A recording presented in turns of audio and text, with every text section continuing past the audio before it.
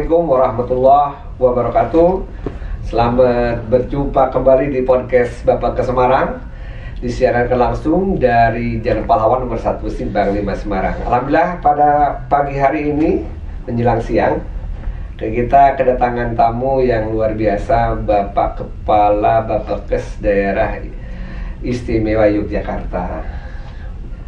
Siapa nama beliau? Takut salah, biasa udah mulai lupa. Silakan Pak, memperkenalkan diri Pak. Baik, Assalamualaikum warahmatullahi wabarakatuh. Waalaikumsalam warahmatullahi wabarakatuh. Pak Asep dan Bapak Ibu, saya Sugiharto, Kepala Bapakes Dinas Kesehatan Daerah Istimewa Yogyakarta. Terima kasih kesempatan siang hari ini kita bisa bertemu dengan Pak Asep di Semarang. Oke, Bapak jauh-jauh dari Yogyakarta. Ada kegiatan apa? Oh, tapi saya lupa Pak ya. Bapak diundang dalam rangka forum konsultasi publik terkait dengan salah satu upaya peningkatan pelatihan dengan masif online open course, yaitu pelatihan yang nanti akan diselenggarakan tanpa tatap muka, tatap muka seperti daring, luring dan sebagainya. Nah, kita akan sedang dikembangkan di Kemenkes khususnya. Silakan Pak. Ya, baik Pak Asep, terima kasih sebelumnya. Ya, kami selain diundang di acara ini, forum komunikasi konsultasi publik, kami juga sekaligus mengucapkan selamat kepada Bapak Semarang, Pak Asep, karena pada tahun ini luar biasa Bapak Semarang mendapatkan 3 penghargaan sekaligus. Ya, itu gara-gara anak itu tuh, layanan publik, iya, kemudian juga call center dan sebagai Bapakes dengan sebagai penyelenggara pelatihan terbaik. Nah, Kemenkes Pak ya. Tentunya selamat, ini luar biasa. Kami bisa banyak belajar dari Bapakes Semarang bagaimana memberikan pelayanan di call center 24 jam non-stop Pak Asep ini. Jadi nggak cukup Pak Asep ini.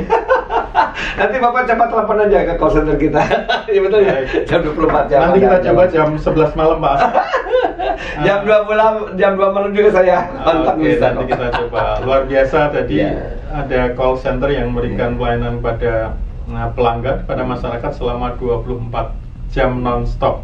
Ini barangkali kami juga bisa belajar banyak dari hal itu. Iya Pak. Jadi maaf Pak, call center itu ada kategorinya Pak. Jadi kategori untuk rumah sakit dan non rumah sakit. Nah, kami masuk ke tipe non rumah sakit. Kalau rumah sakit kan jelas ya, karena ada pasien-pasien yang harus dilayani. Nah, makanya ada namanya UGD, itu 24 jam. Nah, di sini kita pelatihan ya, harus standby 24 jam. Luar biasa. Kemudian juga yang pelayanan sebagai penyelenggara pelatihan terbaik, saya rasa ini terkait dengan penggunaan di pelataran sehat. Pelataran sehat. Jadi Kemenkes ya memang sudah memulai, apalagi di awal tahun ini ya 2023 ya, itu sudah mengarahkan 1 pintu. Jadi seluruh orang Indonesia yang dinyatakan sebagai SDM kesehatan, tenaga kesehatan, ada datanya di pelataran sehat, itu yang utama. Nah, alhamdulillah Bapak Semarang ya, kita sudah mencoba untuk selalu menggunakan setiap pelatihan gitu Pak. Untuk yang Bapakes daerah memang kami baru mungkin juga kalau nanti berintegrasi juga dengan berbagai sistem yang ada di Kementerian Kesehatan, terutama untuk kegiatan-kegiatan terkait dengan pelatihan. Kemudian Pak Asep tadi luar biasa juga untuk pelayanan publik. Berarti tahun Bapak yang nanya, saya nanya. BBBM ini masih BBBM. Iya. Karena kami juga tahun depan insya Allah maju untuk BBBM. Bisa kita bersama-sama kita raih bersama BBBM tahun depan. Kita juga bergilir Pak, bergilir untuk mencapai itu. Dan sekarang sistem yang baru dari Menpan RB ya, kita harus berlomba untuk itu Pak ya. Dan fasabiqul khairat, berlomba-lomba dalam kebaikan. Kita bisa raih bersama Pak Asep insya Allah. Sebelum Pak Asep purna. Saya nggak ada purna Pak.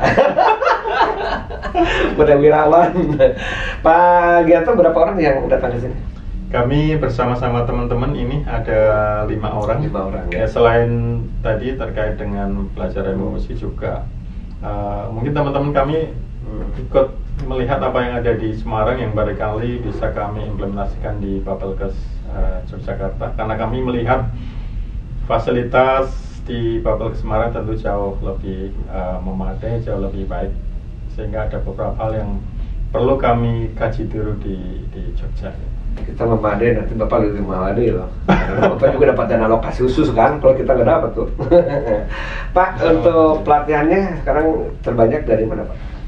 Ini kami masih fasilitasi untuk dak non fisik kabupaten kota, ya. Kemudian juga fasilitasi dari Dinas Kesehatan Provinsi, karena ada beberapa kegiatan di baik dak non fisik maupun dikonnya provinsi yang di awal-awal masih blokir, kemudian baru buka blokir, sehingga kami jadwalkan di akhir, jadi di bulan depan. Ini luar biasa, sampai dengan pertengahan Desember kami masih menyelenggarakan beberapa pelatihan itu. Mantap, luar biasa.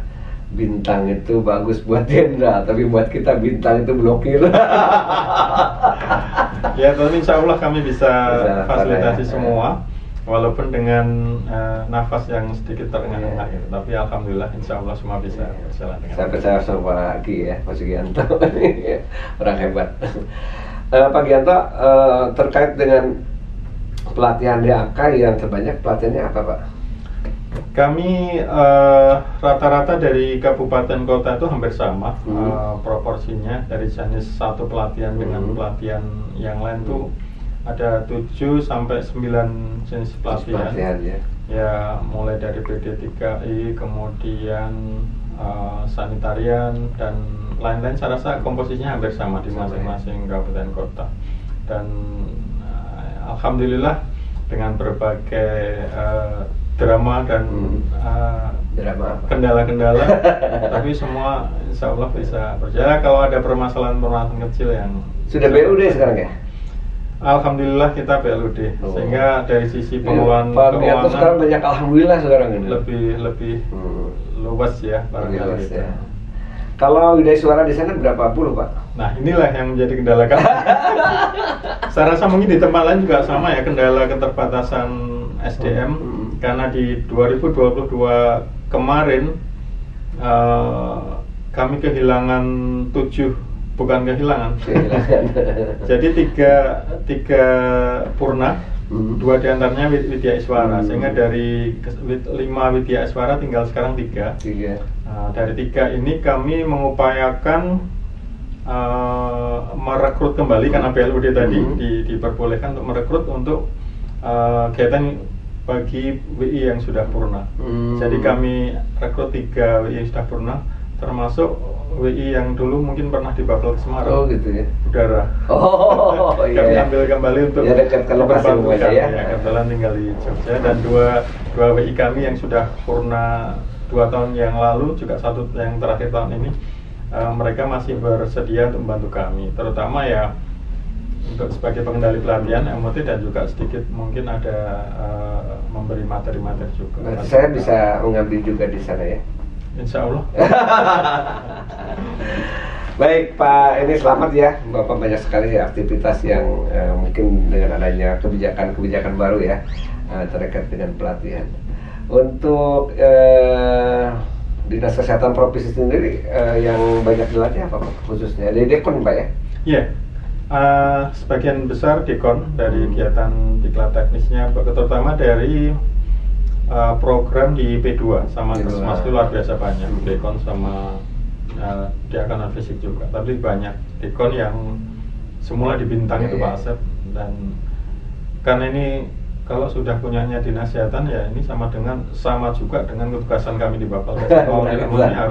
Tapi penugasannya sekarang 4.200 harus di ini. Kalau diberikan ke Jogja nggak mungkin. Ke Jogja tutup. Harus melakukan pelatihan penugasan.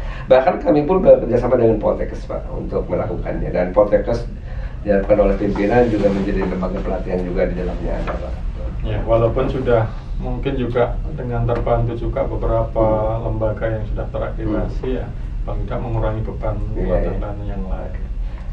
Bagaimana Pak pendapat Bapak untuk FKP Pak tadi yang dilaksanakan? Ya, luar biasa, memang itu sebuah kewajiban ya kita sebagai lembaga, apalagi di pelatihan ini kan pasti kita butuh masukan, butuh saran-saran dari para pelanggan kita. Apa kata Bill Gates? Masih ingat Pak Asep ya? Jadi Baik, dari itu siapa Pak? dari pelanggan yang tidak puas itulah kita akan mendapat saran perbaikan terbaik. Jadi saya terapkan itu, kami juga secara rutin melakukan forum konsultasi publik seperti ini. Tapi tahun ini kami masih lakukan dengan full daring. Jadi alhamdulillah kalau di Semarang sudah blended ya, ada daring dan luring, sehingga dari sisi peserta juga interaktifnya lebih baik, masukannya lebih tajam karena ada bisa ketemu langsung, dan diskusinya bisa lebih terarah. Masukan-masukan yang diharapkan masuk kepada dari peserta dari pelanggan pada kita akan lebih bisa memberikan kemajuan kita di kemudian hari. Sangat luar biasa Pak. Pemirsa sekalian yang saya hormati, podcast ini dilakukan secara rutin dan alhamdulillah telah kehadiran jauh-jauh dari Jogja untuk podcast hari ini, dan pernyataan terkait dengan FKP adalah sebagai penutup pembicaraan kita. Selamat berjumpa kembali di podcast Bapak ke Semarang. Wassalamualaikum warahmatullahi wabarakatuh. Sukses untuk Pak.